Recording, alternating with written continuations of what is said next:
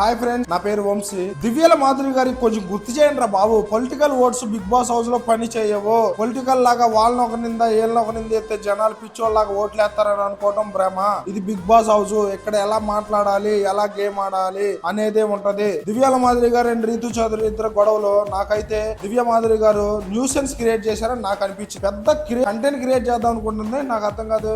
తనకి నిద్ర పట్టట్లేదు, వాళ్ళు మాట్లాడేదే నిద్ర పట్టట్లేదు. ఓకే, తను చిన్నగా చెప్పొచ్చు, అమ్మ రీతు చౌదరి మీరు మాట్లాడుకునేది నాకు ఇబ్బంది అవుతుంది, బెడ్రూమ్ లో కొంచెం లైట్స్ ఆఫ్ చేసిన తర్వాత కొంచెం బయటికి వెళ్ళండి, మాకు నిద్ర పట్టట్లేదు అని చిన్నగా చెప్పొచ్చు. అదేం లేదు, ఏం పెద్ద రౌడీ లాగా రౌడీజం హౌస్ లో ఏదో కొంచెం బలంగా ఉన్నారులే, రౌడీ లాగా మాట్లాడితే భయపడతారులే అనుకున్నారేంటి? ఈరోజు భయపడతారు, ఇక్కడ ఎవరు లేరు. అర్థమైందా?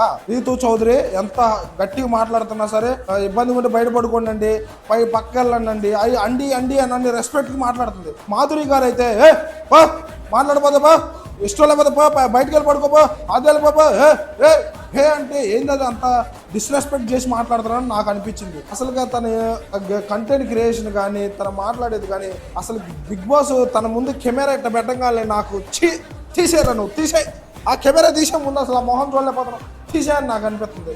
మీకేమనిపించింది కింద కామెంట్ చేయండి. పాపం రీతు చౌదరి చాలా బాధపడింది. అండ్ సుమన్ శెట్టి గారి ఎఫర్ట్స్ అయితే సూపర్ అండి.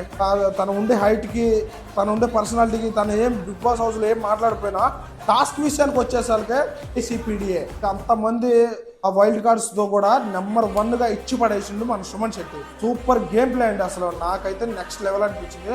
సూపర్గా ఆడుతున్నాడు. ఇదే కంటిన్యూ అయితే ఎఫర్ట్స్ పెడితే ఏదో రోజు మంచిగా మన అందరికి ఇదైపోతారో నాకు అనిపించింది.